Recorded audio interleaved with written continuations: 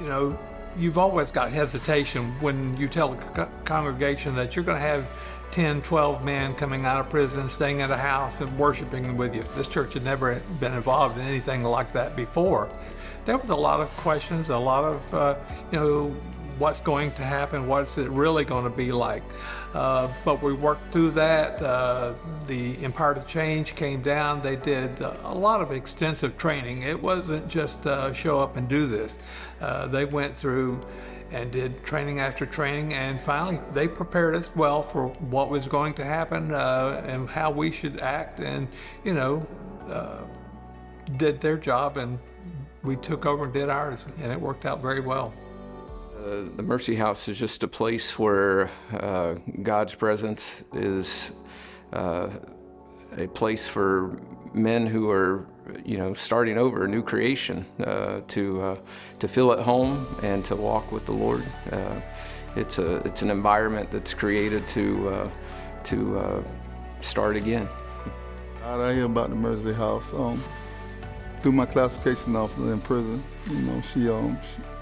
She know I ain't have a place to stay. She told me about the Mercy House. So she says it's a wonderful place. It's in Dade City, and it's a place that I wanted to go because I didn't want to go back home to town because I wanted them to see what God was doing in my life. And she called the Mercy House, and they accepted me. So that was a blessing to me.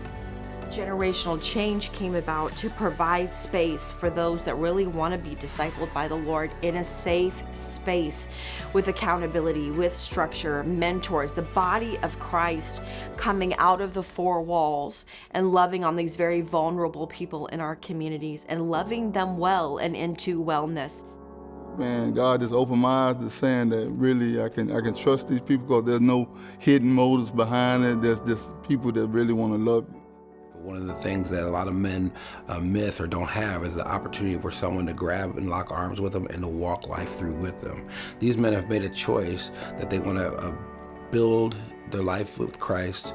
They want to build their life with men to be mentored, and they want to be able to lead their families down this path so their children and their grandchildren and so on don't have to walk that path because someone has taken the time to walk it out with them.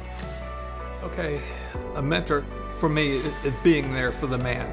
He just needs to know that somebody will help him when he needs it. First of all, they come in with nothing. You need to be able to point him in the right direction or help him find it. You can't buy everything that these men need. Help them find it.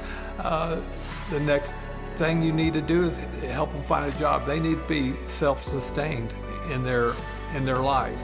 And then the third phase, I think, is the spiritual part. You need to be available to study, pray, and let him know that you're dependable for him, that you're there in his corner fighting for him. A lot of these men have not had that. Somebody that they can trust, somebody that they know will be there in difficult times. Oh, God is really working through them. They support me in every way it's possible, finding a job, spiritually, it's just all type of ways. It's unimaginable, man. When you come into the presence of God in that house, man, it provides, the love, the care, stuff that you find at home. If you didn't have it at home, you find it there. I weep sometime at night for it, because I really see what God is doing here at the Mercy House. Is it difficult to say that I need help for a man? Yes. It's hard to ever say that you need help because we come up in a society or environment that we've got it. We're men. Be tough. Hold on to it.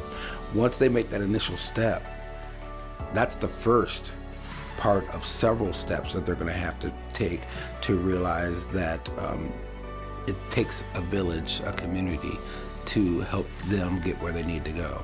And that's going to be like chiseling off issues that they've dealt with in their life, little by little, just by showing love, compassion, and consistency.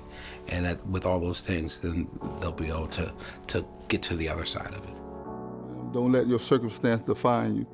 you know, because you got the help. He's surrounded with all the help you need, you know, the Mercy House and, you know, with love and everything. So if you stay focused on that, you won't fail. You won't fail. You will have your ups and down days, but if you stay focused on Christ and look at what in prison, how he brought you through, or any program or any drug or whatever he brought you out of, this man, remember that, man, he can if he deliver you out of that, he can deliver you out of anything. So just keep you focused on Christ, you know, Jesus Christ, and he'll work everything else out for you.